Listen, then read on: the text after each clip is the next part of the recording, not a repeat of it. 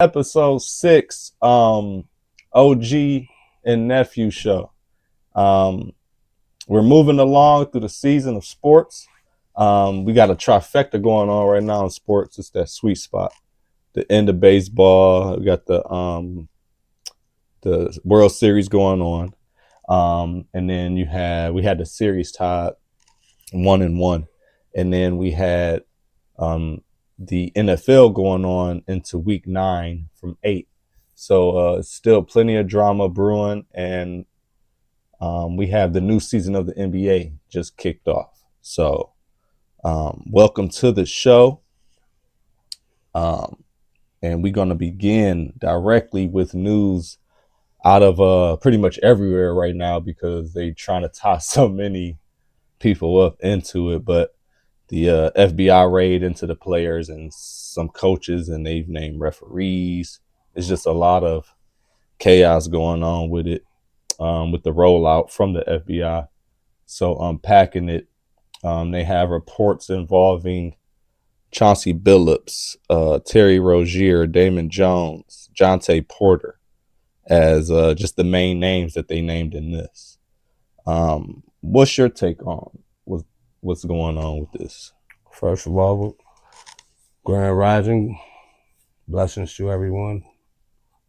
When I saw it, first initial, like, wow, it's crazy. Where did this come from? But then if we kind of look back, the government kind of showed what was going on, what they were creating. You had Malik Beasley that was being investigated. Then they cleared his name. I remember Jontay Porter was first. Right, yeah. And then you had Malik Michael Beasley, Porter Jr.'s brother. And then the latest was Gilbert. Okay. All of a sudden, of course, he's making content, so he cracking jokes, telling about I don't want to, get caught in the copyright, but it's out there, when he was coming out to wherever he was being held at, coming out off a bond, made some comments. So of course people pull back, be careful what you say. And people use his words. And of course, he want to say it was a joke. It was a joke. I have nothing to do with that anyway. It's nothing to do with me. Yeah, I just saw that he was saying, it's like it was almost he was attacking people that have shows implicating him. But I didn't see his name in this report. Like they're trying to say it's two separate things. But they did put Jontay Porter.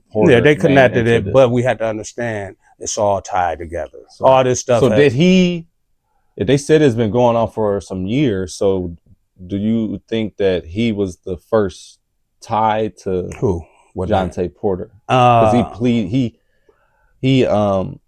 no, it started with the referee, Donahue. Okay. Like, you gotta understand that.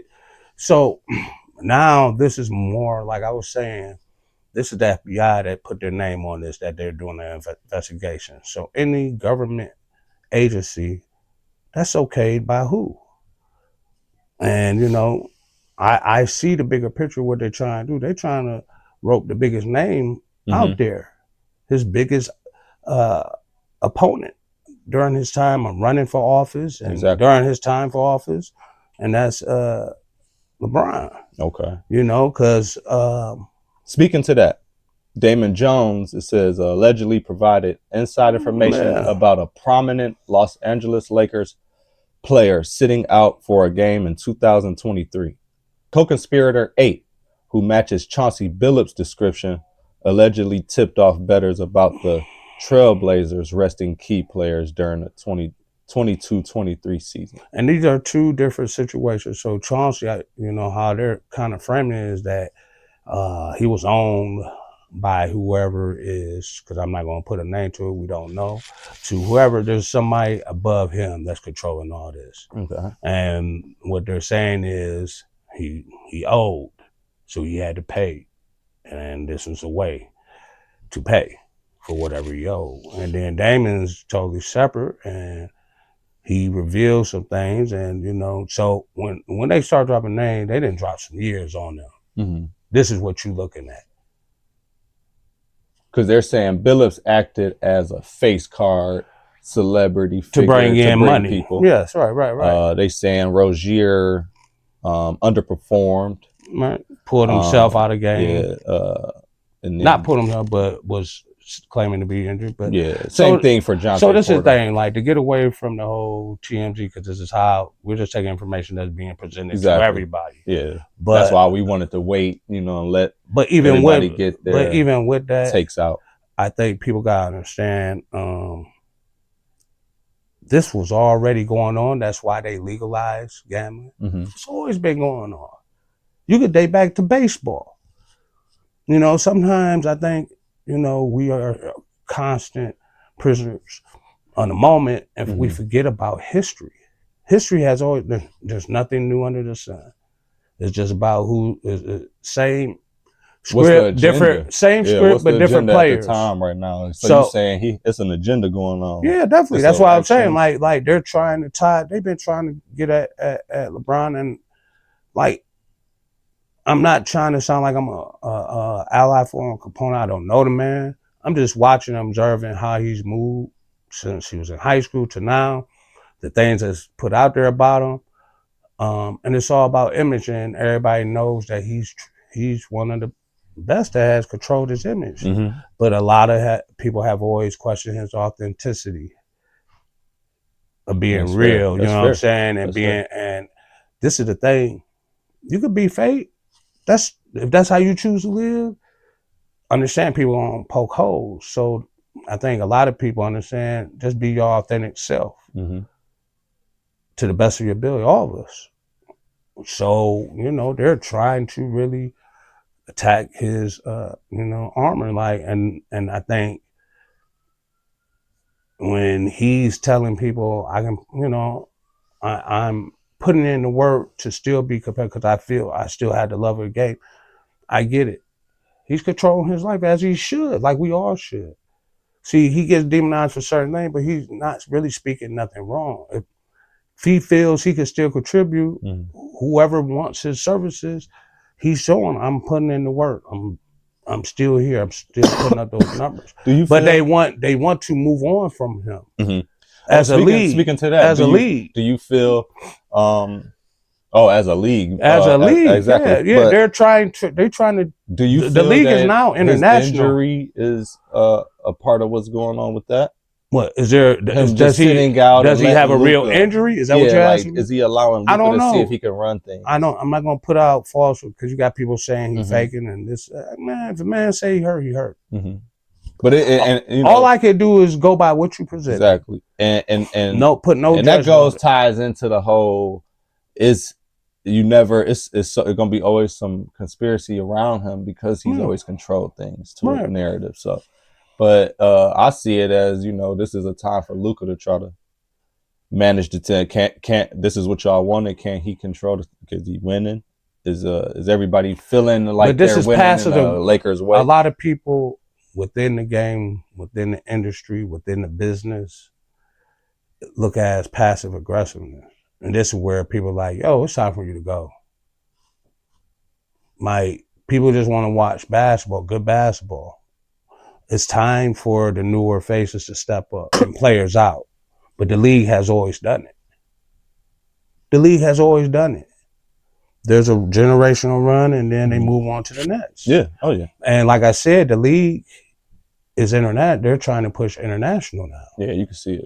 I mean, but that's where the talent's been coming from there. Now, so does this go back to what we talked about? Well, what I was speaking about as far as AAU? And the game, where it was headed. I think that was when we first brought up about the NBA season coming, starting rather. And I think a lot of things remain the same, even though it might seem like it's a new era, a new generation, new way of thinking. Okay, Steph is a generational talent. He changed the game as far as shooting and the distance and having the skill set to do that.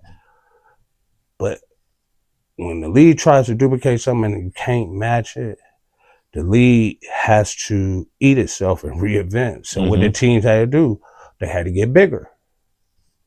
Okay, so teams are getting bigger. So now it's going back to what? The traditional. Now, are we looking at dominant post players? No, but we're looking at the game as a whole is getting bigger. Some teams value that traditional set So you foundation.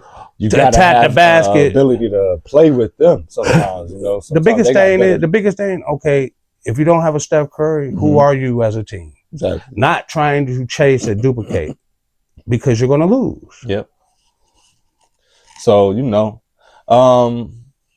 looking at the Browns again, we had reports out of Cleveland earlier last week that Shedeur was not getting any offensive reps as a QB2, and it's the same principle that was applied when Flacco was here. The QB2 would get some reps, and just not to it's on point, but they actually did not dress. Yep.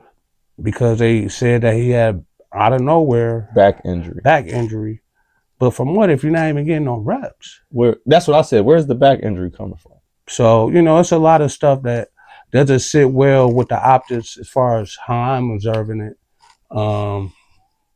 There's no excuse. I even said the last time, I'm like, come bye week. Remember I said I actually thought that week was the bye week.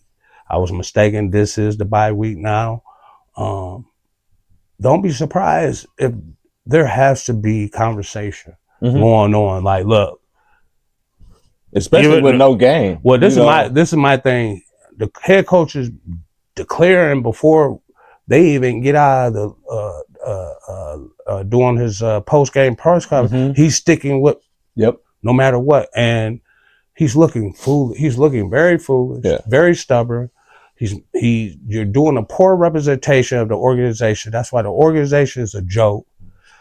I'm now looking at Barry. Do your job as general manager. I don't care how lock and step, you still his boss.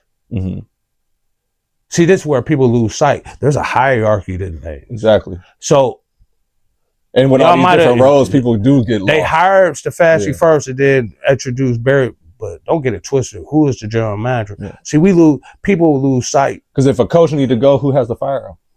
People lose sight of things. Know why? Because they put labels and covers and masks on people that make them feel comfortable to view this sport that we're watching. And for those that know what I'm saying, you know what I'm saying. And that's the problem. But Barry's not innocent in this. Because if you're trying to play a waiting game, you are safe. That's why you saw Garret piss. Yeah. Slammed his helmet. Like, this is why he wanted to be traded. Yep. And they promised him something and they have not delivered on it. You have a corp. Now, this is the thing. Why draft a young man and then you don't even want to see what you have? And then what makes it so... They let him play one game. This is what makes it so interesting. It goes back to what I said. The season was already a loss because they started off not on the same accord. Yep. From the draft day. So now y'all punish this young man because yes, you draft him, so therefore you are given an opportunity. But come on now, it's gotten to the point. You have a head coach that is blatantly saying, forget the city, forget the organization. I'm going to stay firm, and you're looking foolish. You're not even making wise decisions. And back to what you said, these guys are putting their limbs on the line. Yes, man, this is outrageous. And then the fact that that's a generation, you're losing younger generations of fans. You continue to make a mockery of the city's name by having a sports organization that shows ineptitude time and time and time again. I went shopping after the game and had my Browns beanie on, and the lady was coming in line, was like, "Oh, they got Browns beanies. These need to be on sale. Who will wear this? This is embarrassing. Who will wear this?" I had to put my hood on.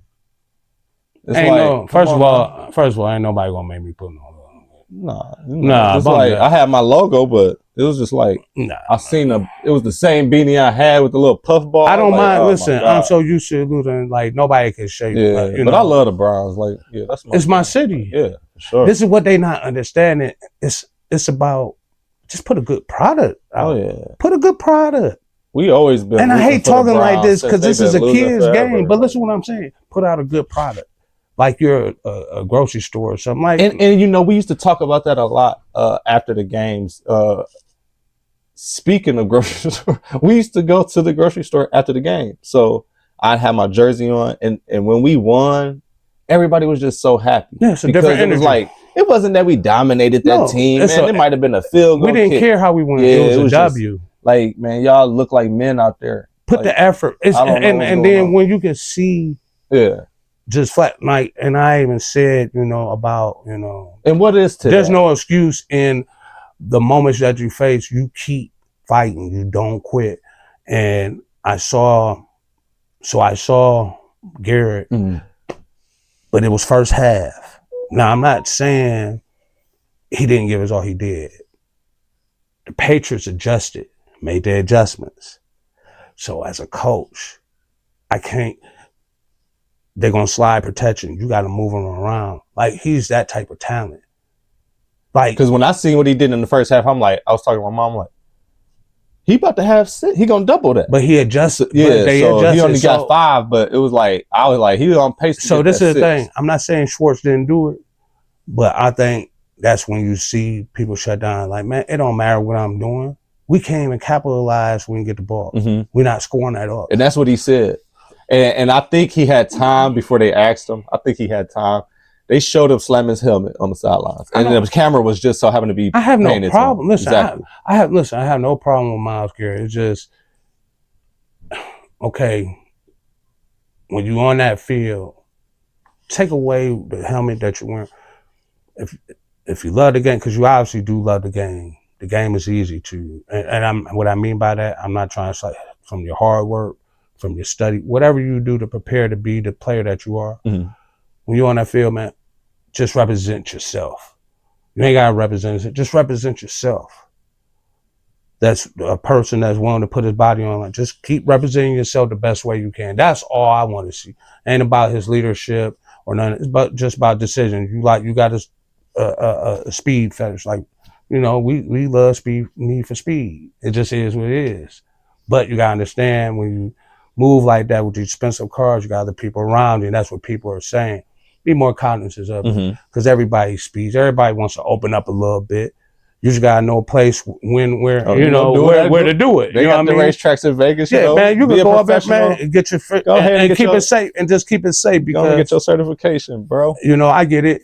We don't know what's going on through your head in those moments, because you could be really needing that, whatever it is that you're dealing with. But I just don't think people take the time to pay attention to what they're watching. Because I know before we drafted him, they were knocking him. Like, I don't see nothing generational about him. But, this young man has got in there and put in that work and has done it with no surrounding talent. You got to understand the beating he takes. Double teamed almost every play. Now, listen when I say the beating he takes. Like, it's a straight out street fight on that field, bruh. Whether people want to understand it or not. I think people are so confused with Garret because when he's off the field, he's just so. No, they look at his size. They look at his size. So they're thinking, oh, he aggressive, like, No, just that he looks like Superman. But don't you have to understand, these is other grown men out here competing against him, just as big. And they doing anything to get him, anything. And the camera might not catch it. I've seen him take uppercuts. Yeah, the camera might not catch it. From double team. So dude come in, he literally come in with his fists. And you can see his neck going back. Or the tackle catching him, like he'll hit him in the chest and slide up. That's constant. Somebody coming at your knees. And that's what he's getting to, so he had his interview, and I think that's what I was getting to was, I think he, after the game, going to the end of the game, he was able to walk back onto the field because they took him out, and he was upset that he said he was upset that they took him out. He want to play every second of the game, win or lose. So it's like, why are y'all taking me out? That's saying y'all okay with this loss. So I think he had time to settle down and give that. That was a good answer, but I just think it's way more than what's going on. Yeah. He just don't want to blow it up. But at some point, he gonna blow it up. Listen, man. Especially with that bye week. They got nothing but time. Listen, man, it's a tug of war, bruh. I called it before first episode, did I not? I said, look, man, there's division. Mm-hmm. Same thing we was saying, and the same thing our team was going on. It's the Cowboys. And so therefore, both our teams was the same thing going on. So therefore, you're telling these players the season's a wash. So you got the outside world league, the league as a whole. Nobody, man, it's a joke. Yeah. And as fans, we have no control of the team that goes represent our city. They represent themselves. First and foremost. And it's blaring. We don't own the player. And that's another thing I don't like about fans. They are like they own the player. Yeah. You don't own nobody. where your mentality at? Your city tax dollars don't pay for nothing. First of all, I don't care if you did. You don't own nobody. Exactly. Like, come on. People have this obsession because you might have one time played this game and feel like, oh, if you had have known, because if you did, you would be out there. It's just that simple. Those that made it, they made it. And they were the ones that were called. It's blaring even now to go back to Stefanski, because we send away ailing Joe Flacco. Yeah, he's looking like an MVP. I told you that was Andrew Berry. He looking like an MVP candidate. But what did I say? That was Andrew Berry's decision. Because he's looking at it like, oh, you really trying to bury this young man. Exactly. He had to do what he had to do. So he removed. That's Berry stepping up, like you saying. You doing your job. So he's not trying to be overreactive and just basically fire him. He's like, look, okay, let me get rid of Joe. So, of course, Dylan moved to number one. Mm-hmm. You believe in him so much, prepare him. Yeah. And every time he comes out here, he looks unprepared. Exactly. So now this is about who? The light is on you. Exactly. And the fact that people are still trying to say, but Stefan, no, this is what it's always been. When he has good players able to run his system, mm-hmm. which is, i.e., Baker Mayfield, we're going to call it how it's supposed to be called. Straight down the line. Truth is truth. That team ball. Baker played at his best, under control. Mm-hmm. But because he has talent, he was able to take those deep shots.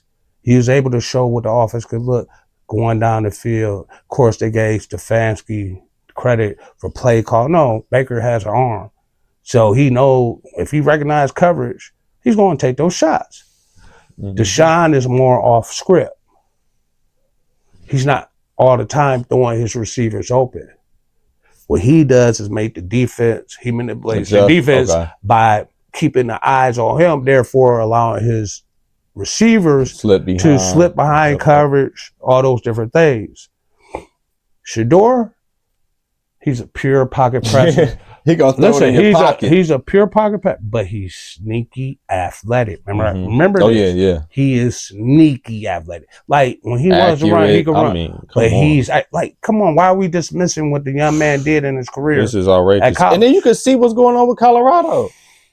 Getting blown out by 40 at halftime. So those two young men, think about how important that's outrageous. Travis Hunter and Shedeur was. And also the other graduating seniors, because it's a team. Yeah, it was a few. But the ones that stood out and allowed them to have the success. Now that you see them gone, what the team looked like. But we have to understand, people want to get on Deion. This is only his third year, correct? Mm-hmm. Correct, third year. He took over a program that hadn't won since their probably national championship. You're talking about in the 90s. So for what he's doing and trying to get talent there, people quit he was showcasing. And honestly, he does what you say Stefanski should do. You'll see him barking at his defensive guy. Like, he's the coach. I don't know. This is my thing. What I said about Stefanski, this is all I want from Stefanski. Give up the play calling. Yeah. That's all everybody be saying. Yeah. So why he would have to give up the play calling? Blame pretty much, but see, he is a pupil of Brad Childress, man. This is all we're seeing. A reincarnation of Brad Childress. And what happened to Brad Childress? Had talented teams. They was only going to go so far. Coaching matters. Coaching matters. Yeah. And if you're not a leader, man, like, this is the thing, man. The game is simple. It really is. But if you're stubborn, and if you're not humble in what you do, could you see a coaching change during the bye? I remember we talked off camera about this. I said, don't be surprised during the bye week. Even though I thought, and when I did mention it, I said, you know, don't be surprised during the bye week. But it was actually going into the Patriots game. But I did mention, don't be surprised if the organization comes to Stefanski and asks him to give up the play calling. Mm-hmm. And if he refuses, don't be surprised they make certain moves. And we brought up last episode, I mentioned Josh Cribbs, but do you think any other? They don't have to. They don't have to look for nobody. Shorts. You have Shorts as an interim. You have Reese there. He'll be calling plays. Okay. That's why he was hired. Okay. So to go back to a more natural. That's why he was hired. And Schwartz will probably drop off play calling duties to his assistant. Okay. That's why you go over game planning. Like coach. Defensive coordinator really don't have to call plays. If you have somebody that understands your concepts, they can call the plays for you because that's what you prepare all week for. You're all together and you come into agreement of if we see this type of front, these are the coverages we're going to go for. These are the type of fronts we're going to have. Whenever we see any audibles, this is what we're going to check. And honestly, if you break it down, I mean, to the average fan, even myself, we see the game and they shoot to the press box. Who's those people? Those are coordinators. So either the coordinators are in the press box or they're down on the sideline. Okay. Because, I mean, we see all these coaches and players. So look, like, who's who? Everybody has different organizational setups, meaning how the head coach wants his coaching staff, where he wants everybody located. I was part of a coaching staff where the lower level coaches would do the scouting, and then the true assistant varsity, so the defense offensive coordinator. If the head coach is an offensive minded coach, he's gonna have the offensive coordinator on the sideline with him. If the coach is a defensive minded, he's gonna have his defensive coordinator and offensive coordinators up. So that's how that usually works. Your special teams coach usually is always on the field. Okay. Because that's a very overlooked part of the game, because this is where you can control field position. And you're giving your defense opportunities to possibly put the offense in a bad situation, create turnover, all these different things. Would you say special teams is one of the more? Because you saying that, I just imagine you see defensive players over there, offensive players on special teams. So it's like they got their own huddles and own meetings they got to go to. And then what's it like to go to the special teams meeting? Well, is it more like special teams? It's like that's where people try to get their stats. So special teams is okay from the offense standpoint. This is where you have your top skill player put in position to shine, like you're one of your faster guys on the team. And this is where you usually put your best football players. It don't matter if it's offense, defense. Like you got a defensive player that's good at blocking. Like they know they like that content. They're gonna lock on your punt teams. That's usually your defense. Nothing like defense usually just stay out there. Okay. So it's just about them getting downfield, securing the tackle. Like you see certain teams like they got all these guys on the team and everybody struggled just to get that last spot. Well, and then you see certain teams like it's a guy that do everything. He play offense. Also, these are your most athletic players out there because you're not gonna have big hauls out there. Right. You're gonna have like your tight ends and linebackers out there who are you're more athletic, but they have a little size and they have no problem banging. Blocking, but understand, it's a brutal part of the game.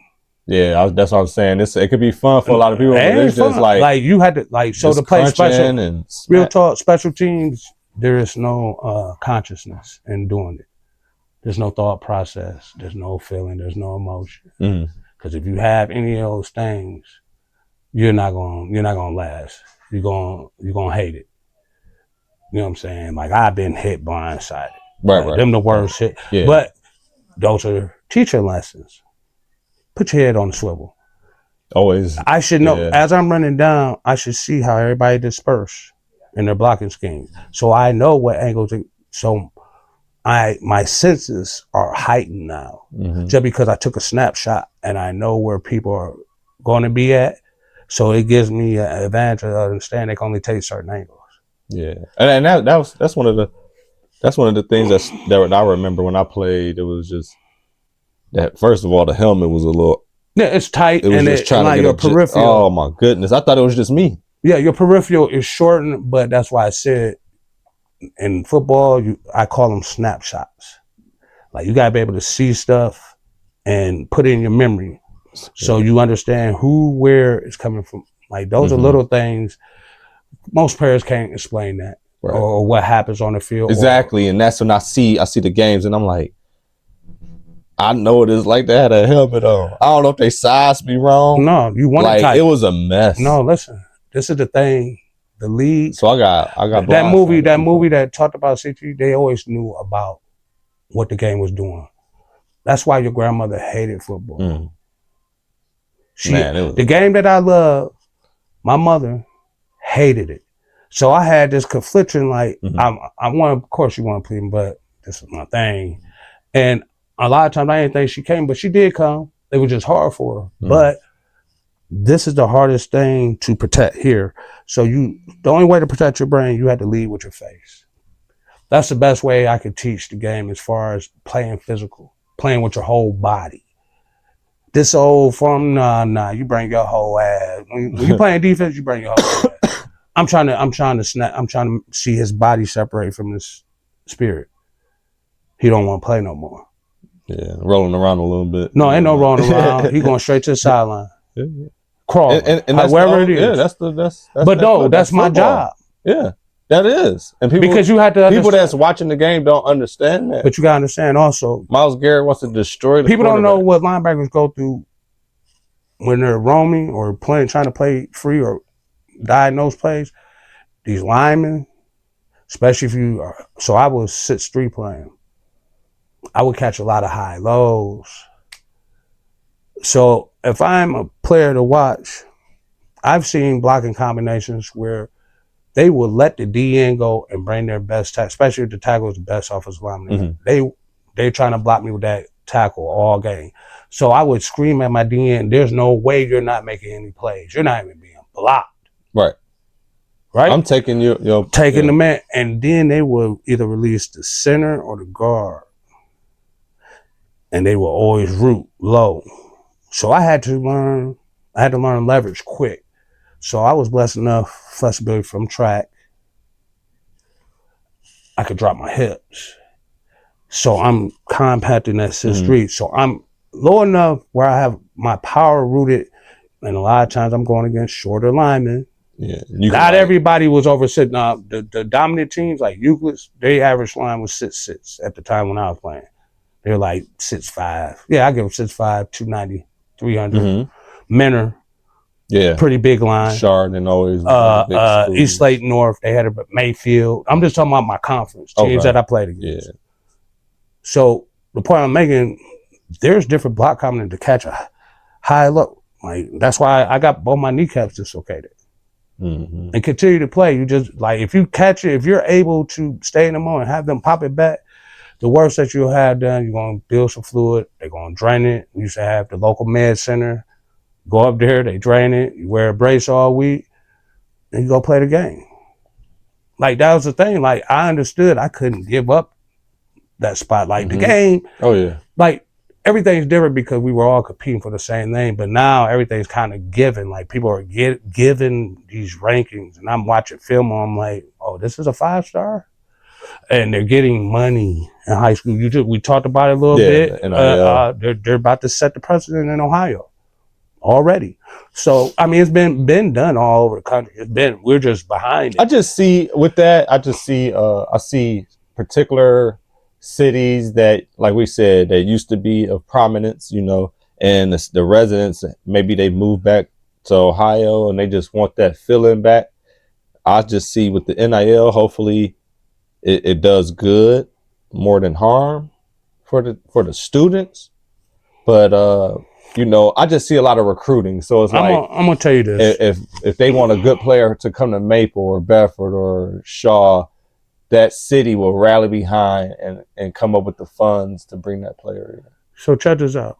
So if this happens, there's no need to have college. That's one aspect of it. Two, you think it'll be enough money? Hold on, listen to me. And I understand there's a lot of poor families. We were all poor growing up. My parents couldn't afford nothing. I wore hand-me-down. Like, we were getting food from the food bank. Yeah. Living in the suburbs. It was only one paycheck. And sometimes the suburbs could be even worse. You really trying to stretch it just to live outside. Just to live out there, and then you gotta deal with these, you know, folks out here plus your own folks. So it's a different taking care of. It's a different world. But the point I'm making, like, you will have kids making probably more money than the head coach. They're not gonna listen to the head coach. Okay. Yeah, and that's the harm. That's the harm part. So guess what? You're gonna have the real purists. Do you think the real coaches? They're not gonna coach. They're gonna retire. Do you think so? Now the game is really at a loss because people gotta understand there's still coaches out here that's teaching this game the right way and developing good players. They're just not given the opportunity to put it on a bigger platform. And you know, I mentioned my brother, my former teammate, man, and classmate, Shantae Tufts. We call him Tay Tufts. Coach of the Year, Central Ohio, I think a couple times, you know. He's Sonny Johnson's cousin, and he helped Sonny build the foundation when Sonny first started coaching at Garfield. Yep. He's part of that foundation. He helped develop it, and he ended up getting an opportunity to have his own program. He was given an opportunity like they usually do us black coaches. They always want to send us to the girls' side. We're never afforded. That's why Sonny, I don't even hope he understands the gravity of the position that he's held all these years there. Because there's not that many of us, unless we're in the Senate or some suburbs schools, you know. So these positions of boys, like just like with the football program, you don't see many of us. Yeah. You know, but there's a lot of great coaches out here. So, you know, Tay Tufts, I brought his name up. I talked to him, and I haven't secured anything, but I mentioned to possibly him coming live, and we have to further expand on the state of, you know, well, plus get a background of his history and his coaching journey, but also his perspective of the game, where it's at now. And what's, you know, headed in the future of high school sports in Ohio. And I've had the opportunity to be on this coaching staff. I was his assistant when he first started. So, you know, I have my inside views of things. It's just, first, let's get it right when it comes to giving those that put in the work, I'm talking about coaches, and giving them the opportunity. Let's get some new blood in here. I'm tired of the same faces or the ones that still at the same place. Like, it's almost like a game of keep away. Yeah. And a lot of our talent, that's why a lot of our talent move out of Ohio. It's not that people don't see it. They see it. They understand it. Huh? Is that just? I can only talk about Ohio because I live in Ohio. No, I wonder if that's. Is it like that everywhere else? I'm sure. Maybe Ohio just that crap. Like, once I get it, I don't want to let it go. Listen, I'm sure it happens in other states, but I can only speak from where I'm from and from the skin I've lived in my whole life. Yeah. So my perspective is different, and my view isn't the only view. I'm sure my counterparts of another skin tone will look at it differently. You're like, and like that. And of course, they will have a different opinion because they were the ones that was put on TV first. Yeah. They were the ones that was given all the awards by the writers. Like, we didn't even know these things exist. Yeah. So that goes back to the point of, like, when you hear of a good black coach from a school that should never be talked about, you gotta pay attention because they're doing the things the correct way, and the students are responding to where the outside media has to come. This is the thing, my man. Like, my man Tay has been coaching now. I think he's over 20 years. He has a huge resume as far as kids that he's gotten into college that weren't even in his program. Mm-hmm. Okay, for one. The kids that he did develop that got scholarships. I'm talking about kids that shouldn't even be playing basketball. Right. But we put in such a good foundation. These coaches were like, man, Mm-hmm. I got to keep. They got it. They have a winning mentality. They have a winning understanding of how to play the game because this is the thing. It's about wins and losses. The greater the basketball IQ, the better chance you will have to succeed. It's very simple. And, you know, I think a lot of times we don't, we get overlooked. That's why I salute Coach Ginn. That's why I salute the, forgive me, Coach Hollins, Claude Hollins, who's been retired for a while. He was at Cleveland Heights and John Adams, state champion track, developed Olympic athletes. You know what I'm saying? At one time, Ginn was doing both, producing NFL players and Olympic. Like, come on now. Let's give respect. You know, and they're not the type of people that's selfish either. So it's like they always looking to pass down knowledge. And that's the thing. I don't think they get enough credit. Another guy that doesn't get enough credit is my man that he's been at East Tech, Cleveland Central Catholic. Burt, Coach Burt. Mm-hmm. We had a relationship at a time when I first started coaching at Maple. We had a junior high group for 7th to 8th. Maple, at that time, varsity staff didn't really make a connection with the girls and their parents. Mm-hmm. And they ended up going to Cleveland Central Catholic on scholarship. Oh, yeah. Our starting 5. I remember. In 2 years, they won states. Yep, I remember. Their sophomore year. So I understand how to develop players, and it don't matter the sport. It could be basketball, football, track. That's what I'm saying. It's almost like the girls became family. You have to connect. But I'm just talking about from a coaching standpoint, there's a lot of people that have been blessed with a wealth of knowledge from mentors, because I've had coaching mentors in my life, people that have poured into me, people that I've just paid attention to and listened to.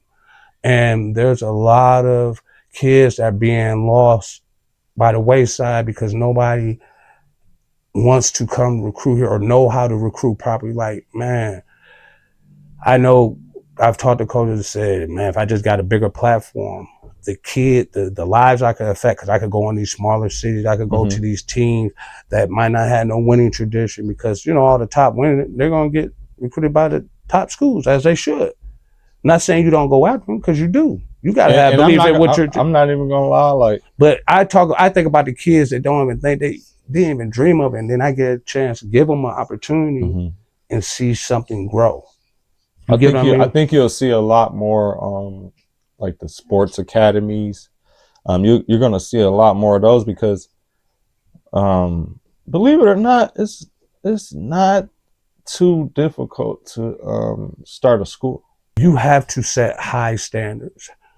In setting high standards, you had to have talented educators. Yeah. To be an educator is a talent. And that's why you see the numbers now and those going into educating. Yeah, there might be a lot of young adults going into the elementary route, but as far as those that wanted to be high school teachers, those are the most important years, those 4 years, because after that, you're in the world. You're either going to be living out your dream or you're going to be a worker bee. Yeah. There's only 2 options. Yeah. Either you're following your dreams and what you believe in yourself to be, or you're going to be a worker bee. And there's nothing wrong with being a worker bee. Not everybody wants to dream. I get it. But for those that believe in themselves, they tap in. That's what has to be nurtured.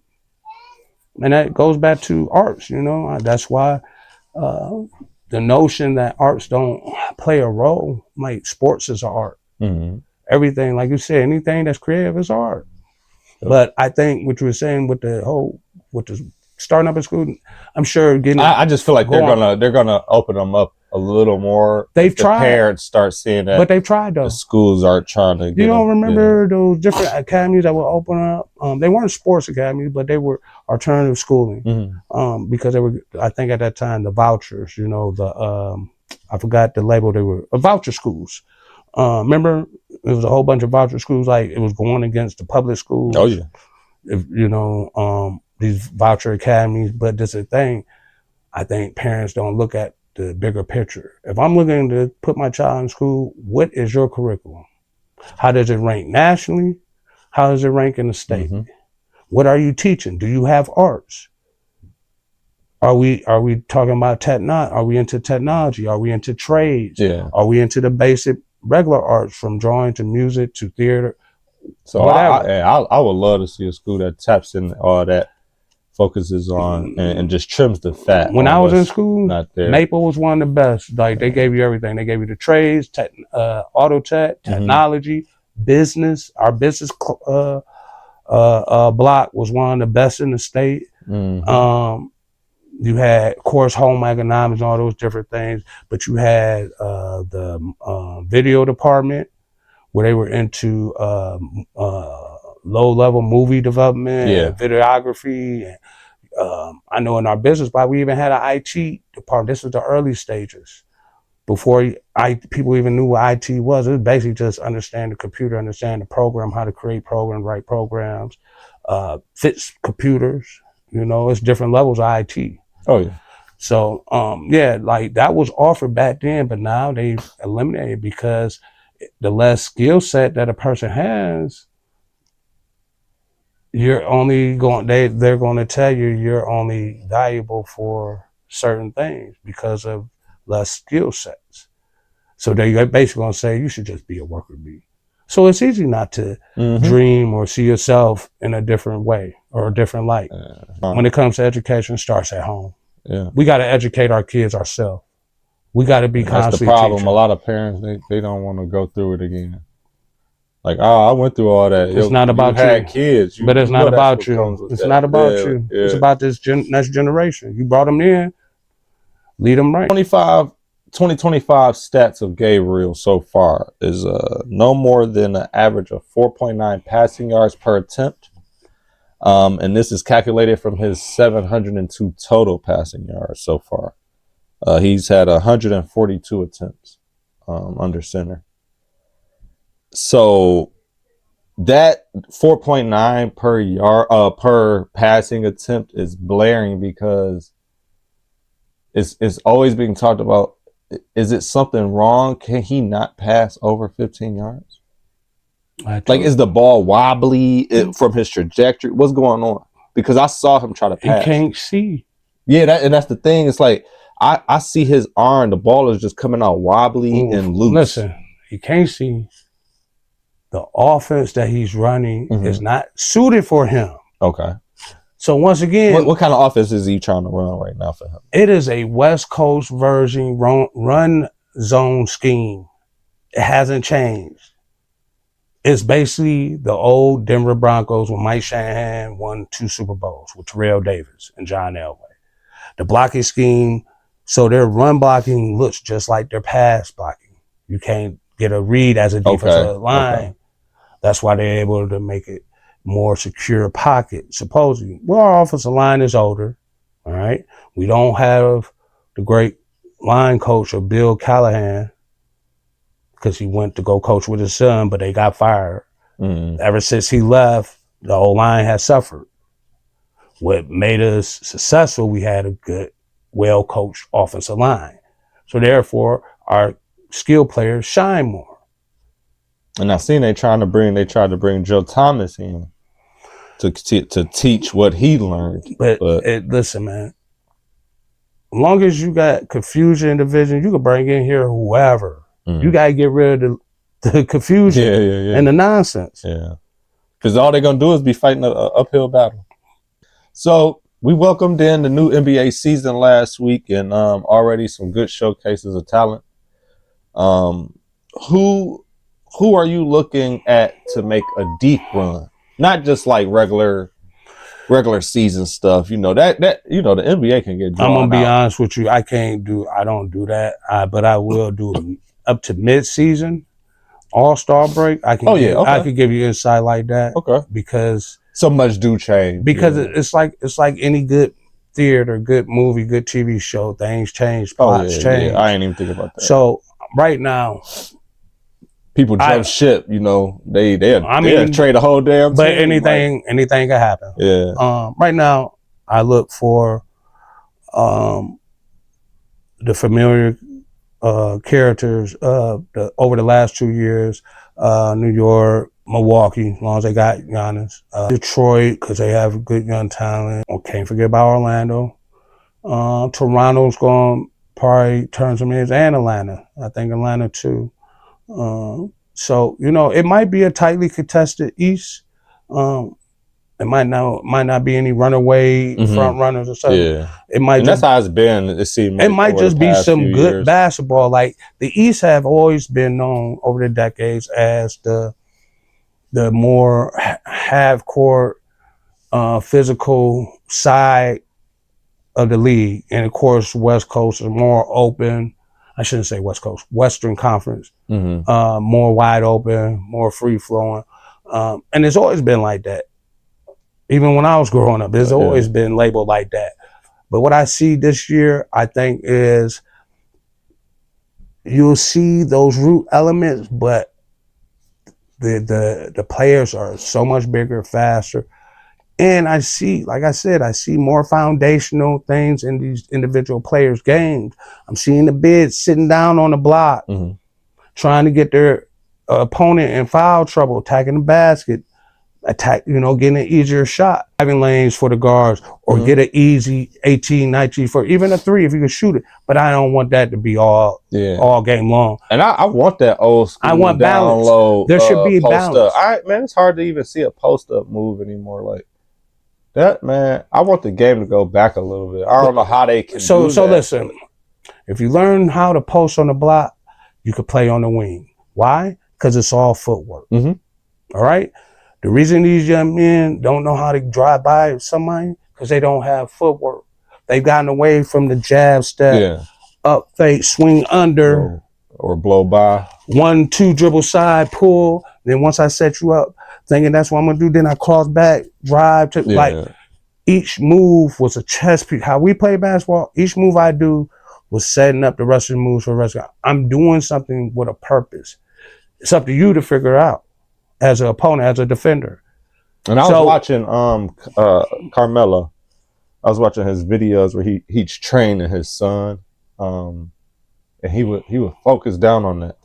He loved that jab step. Yes. So he was teaching because it's fundamental basketball. I'm talking about he on his ass. He get it right or you ain't leaving. But the only problem that I used to have with Melo was you do 50 million jab steps.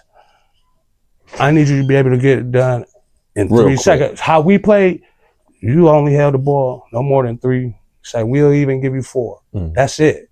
So you got 4 seconds max to get your shot off, wherever the shot is. You get what I mean? Because we really want the ball to keep moving. I know what you're talking about, because we want you to be aggressive. So when you do get the ball and you think you can beat your defender, go at it. Right. What do you feel is the secret sauce to Golden State? They're veterans. Okay. Plus their willingness to bring up their younger players and what they do. Everybody playing their role. The West is it's going to be wide open. Like I said, everybody looking at Houston because of the size that they have in their starting lineup. It's a lot of size. I think like 6'10". Everybody start 6'10". You have, who else do we look at the West? To be honest, Minnesota. Yeah, they still waiting on them. Yeah. Memphis. We're can't forget about the defending champs. OKC. See how they defend. How they do on their title run season, being the NBA champs. So teams that might surprise. I forgot about San Antonio. Wemby. Can't forget about him. Yeah. And then, he's starting off the real Nuggets strong. are boring to people, but they always up there. As long as they got Jokic, they're going to be in the mid. So, I mean, the West is right now it's wide open. Nobody, still beginning the season. Nobody's separated himself. And even if they did, it's 82 game season. So it's a long season. But I think the ones that peak at the right time, like I mean, it's not saying this is not cliche, but it comes down to who peaks at the right time, Right. who is able to play through injuries, because everybody's gonna be injured. That's the biggest thing. Yeah, because Dallas is like the NBA's favorite right now, but They're they're gonna saying have a Dallas. lot of They're saying injuries. Dallas because of what? Because of AD and Kyrie. Yeah, but they're injury prone, just like you just said. Only thing about it, Kyrie's coming off an injury, so AD's going to have to carry the load with the young boy Cooper Flag. They got him, and I see what they're trying to do. They're trying to make another LeBron. That's what they're doing. Same size, same skill set, pretty much. You know what I mean? Is that the answer? I would like to see him operate from a more traditional small forward, being on that wing, on that baseline, coming down from the elbow, from the wing, top wing area, attacking that way, than having the ball constantly in his hand. Keep everything in this, because when you start doing that, you kind of take everybody out of their position. Yeah, out of the rhythm. I was watching a few games, just seeing how everybody's looking.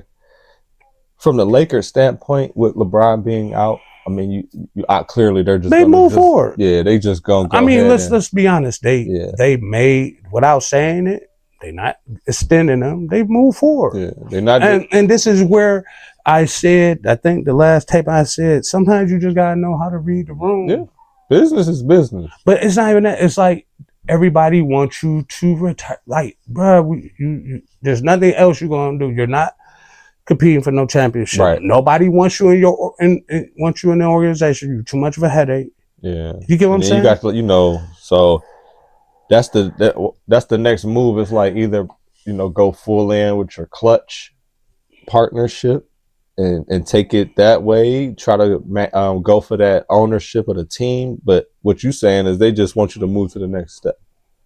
They just want you gone. Oh. But because if you could play that long, salute to you. Yeah.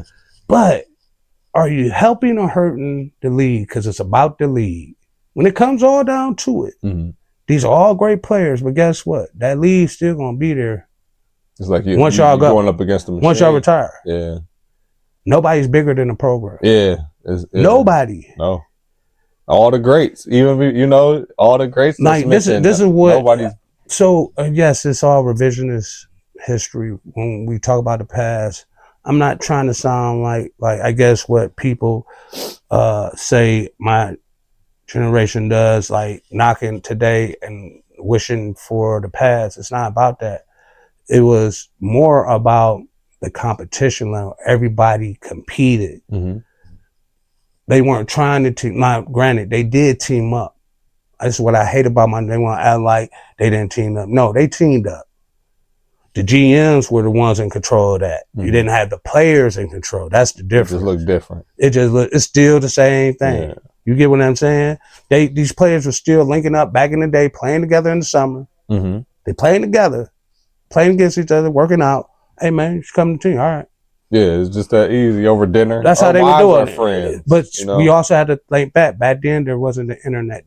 Right. This generation lives under a different scope. That's why I have respect for this generation. It's so fast. They have to be guarded in their movement. They have to fully watch. Back then, it was wild. Listen, it was wild west back then. Somebody could be recording your conversation at dinner in today's. Them brothers was getting chewed before games. Exactly. So listen, there was always reckless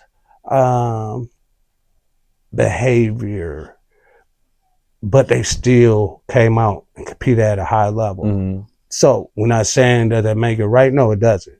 But they were doing the scope off you a little bit. Put it like this: the stuff that they were doing, if there was internet back then, it'd be scandalous. Yeah, you get what I'm saying.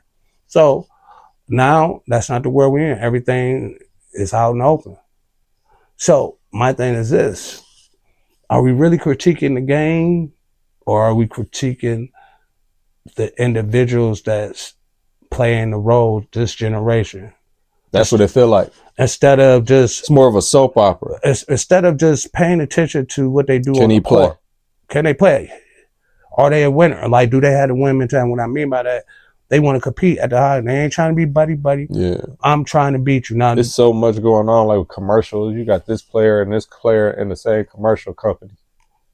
They got to be friends. Like, it's so like, are y'all really competing against each other? So check this out. So when we're talking about the scandal of the gambling, like, has the integrity been? Look, the integrity of sports has been taken out because when it stopped being a kids' game, and they started making money, everything changed. This is just a revolution of things. We're in the 21st century. Mm-hmm. It just is what it is. Yeah, it just looked different. Like, everything is, you know. So if you're gonna enjoy sports, you have to enjoy it for the love of it.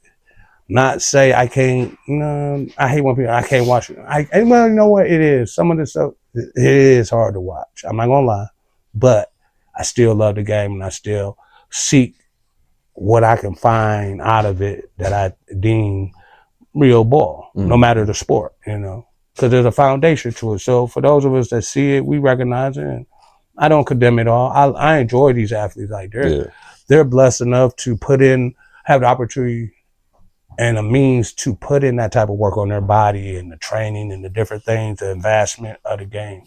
Because I know that 3D, that AI is big now. They're doing that virtual. That's how they're training their brain now.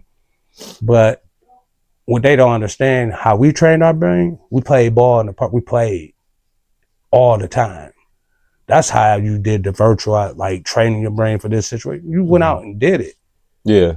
You know what I mean? So like, from the high school kid standpoint, when you leave your school team, varsity team, JV, whatever you are, during the summer, you should be playing at the best parts. And you should be playing out of your position. You should be handling the ball. So if you're a big man, you should be playing guard over the summer. If I'm a guard, guess what I'm going to do all summer? I'm going to work on the post. Okay. I'm adding to my, like, that's so. And you're doing it when things aren't on the line. Well, you're doing it away from the you're doing camera. it away from what you would be doing with your high school team. Yeah. You're playing with better talent, playing with and against better talent. That's why the Woodhills of the day and Tri-C Eastern and the midnight runs at CSU were important. The colleges, when they would have open gym, we used to go to Kent, Akron, Ohio State. And I remember, you guys used to have had a 3-on-3. The hoop it up. Yeah. So that would be up at Randall, and it's like it started. You got to prepare for that. Honestly, it started at the flats. So you got guys like constantly playing throughout the year, preparing because they know that hoop it up gonna pull up. No, yeah, that was back in the day. But I'm just talking about for the love of the game. We was constantly balling, man. We played ball. Like, we was trying to find runs. I remember us going to other cities. Going to Detroit. That's why I used to love family reunions. Seeing the cousins from all the different areas, wherever it was at. So if the reunion was in Georgia, I'm getting going against some of the best athletes. Yeah. When it was in Florida, I'm going against some of the best athletes. When it was in Mississippi, Texas, or Detroit, Chicago, Boston, New York, they should do that. Like, they should have a company that sponsors, like a Cleveland team going down and just linking up with North Carolina, and linking up with Kansas. So our tradition of doing things that's what the older ones before us did. They seek competition out. That's what you did. You went and seek competition. You drove down to Canton. You drove to Youngstown. You drove to Toledo, Sandusky, Lorraine, wherever. You was looking for that work. Yeah. These kids, they don't do that now. It's straight AAU. Nobody outside playing. If it ain't AAU, they not playing no ball. They're not going. They're not even playing outside. But see, you gotta understand, there's so much available to the generation. That's why I'm not here to knock them. Like, you're blessed. They're blessed. It's about, you need balance. You need a little bit of old school in you, little tradition, little wisdom to go with the newer generation of everything's at my fingertips, or I think I already know. Because you got to realize they don't know no better. Wisdom comes through experience. You have to go through things to really obtain wisdom. You have to fail. That's another thing. People don't understand what failure does. I hate to lose. But when I've had to experience losing, I had to learn how to take something out of it. Yeah, like because they water down a sore not loser. losing. Now, this is a difference. When you have a sore loser, they're not taking none of it. They just shut down. So therefore, they stuck in this mode. Mm-hmm. If I want to move forward, I got to take something out of it. Take something out of it, learn from it, and move forward to become better. And you can't water down losing. Like, no, look, an L is an a L. 1A winner trophy. It's like, come on. Oh, like, look, man. You got 1 and 2. Ain't no 1A, 1B winners. A lot of these kids have stopped playing football. So you see a lot of these schools going to lesser divisions now because of enrollment. Yeah. And the numbers of them signing up have dwindled. The kids are getting smaller because all your big guys, they in the stands. I've seen it. Yeah. I'm not even gonna put this gym in, man, but I saw some foolishness. I understand it was a style that they were claiming, but yeah, it looked like that's all I'm gonna say. I'm gonna be political. It was some straight foolishness. Yeah. Biggest kid. Yep. And it ain't nobody to go get them. Look, I didn't hide nothing. I looked at them like this. Yeah. And but I think it's not for me to judge. It's just that's not where everybody's at no more. Like, we looked at sports as a vehicle to get a free education. Yeah, go somewhere. Because we wanted to go to college, because they said college is what you do to become successful. And what we don't understand, college is not going to get you a job unless you're going there to be a doctor, a lawyer, engineer, a physicist, like specialized. To definitely highlight like we always do every few episodes, we like to highlight the 10U league football, the EC Chiefs that I highlighted on previous. They won the championship, conference championship. Yeah, all so right. Congratulations to them. I went to that game. Who they beat? They had played the NEO Wolfpack. So congrats to you, young gentlemen, as well. I think the Wolfpack is Maple's team. Oh, okay. If I'm not mistaken. I saw they. I think it's from the city of Maple. I think that's from the city. Yeah, those kids did good too, getting where they got. So congratulations to them. Say a great season to all of you. Get back out there next year. Prepare for next season. I know a lot of the kids, they might go into basketball, like we saying. A lot of them are going to basketball this December. No more open. That's another thing. I haven't brought it up. We need more open gym. We need. Maple Heights needs a rec.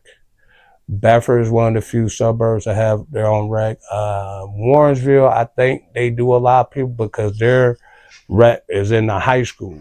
Okay. I think it's the actual gym that they use, but it's open to the city. And I was looking at some information. All of East Cleveland schools are available to rent. Any school in East Cleveland, from elementary up, is available to rent after hours. Really? Yeah.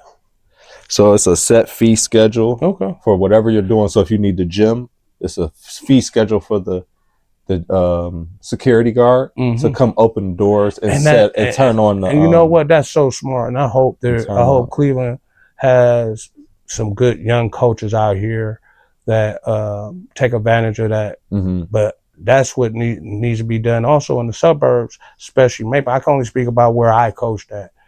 And it just brings money back, you know. You're bringing back money to the community, but that's why Bedford was always ahead of the game. They had their own rec, because you got to figure they got Bedford Heights, Oakwood. Like, they're a huge community. I think I've only checked. I know East Cleveland, they open it up to all their schools, which is good. Whatever is available, and it has gyms and scoreboards. You can rent their media centers, whatever you want. Everything's open for rent after hours and on the weekend. But if the suburbs pick that up, you know, the ones that don't have a rec center, you're renting it out to a responsible party.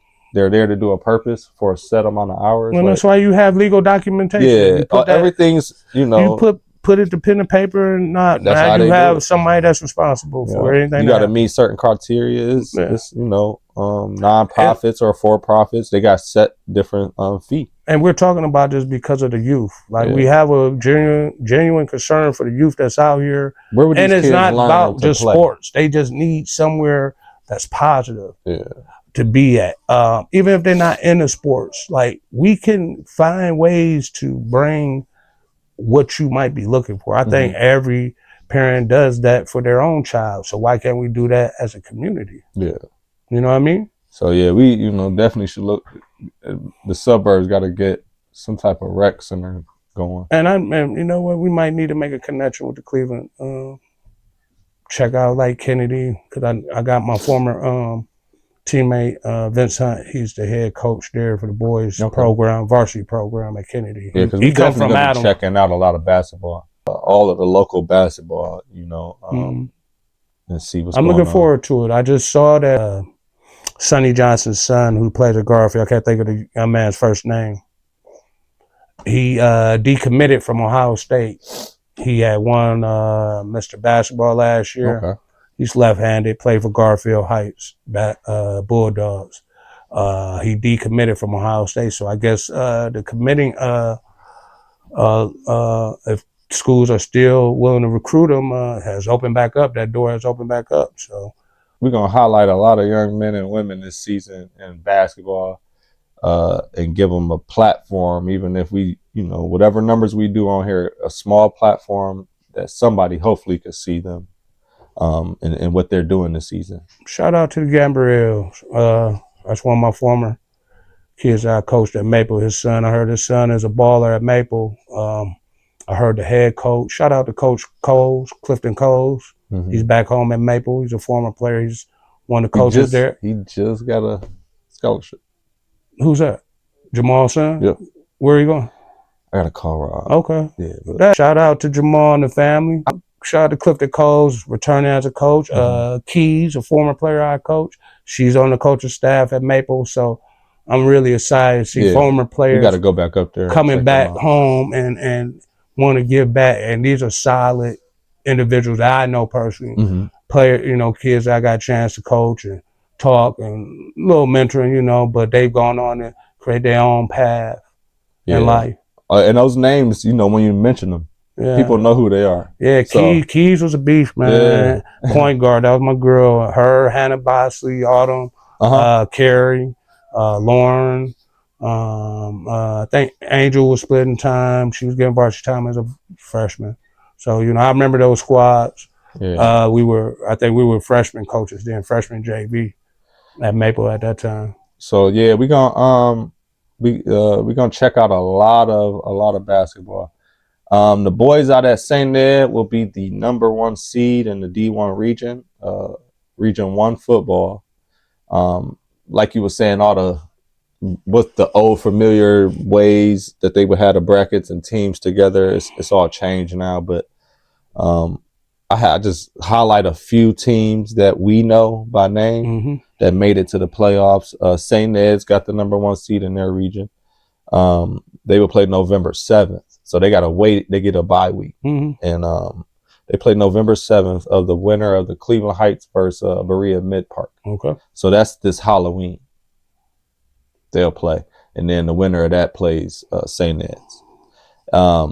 We also have the Maple Heights Mustangs. They got in.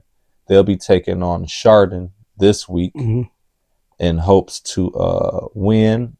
Which one of those two teams will win. They'll go on to take on Villa Angela. St. Joe's. Yeah. So good luck to all of those schools. Hey, that might be a pretty good matchup. If Roski's still at St. Joe, is he still at St. Joe? Yeah, I think he might be. And then Shaq. Yeah. So Maple, they got to get through Chardon. This little week. History. Yeah, they're gonna play them this Friday.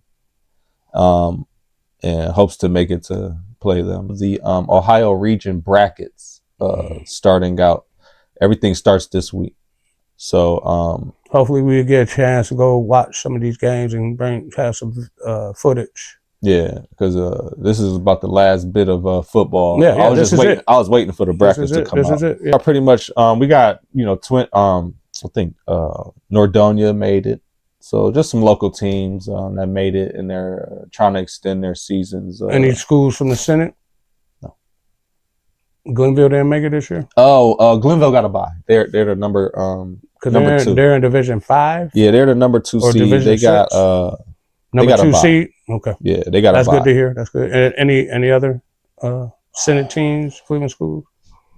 Not that I see. Okay. Yeah, I was looking for Glenville, and I finally found them. Okay. But like I said, I got all the brackets. You guys can check it out. I'll post. They'll be in the And I hate that description. none of our there isn't more Yeah, more advertisement on social media about the local teams, because we no longer have the plain dealer, the traditional sports page where we look for all those things. exactly. You would think there would be, and I guess maybe that's what our job is for, to Yeah, bring this more but out. I definitely, like I said, I'm gonna make sure you guys can download the brackets Okay. from the description. All right. And yeah, I'm sure that'd be helpful to our viewers. I got all of the Ohio region brackets.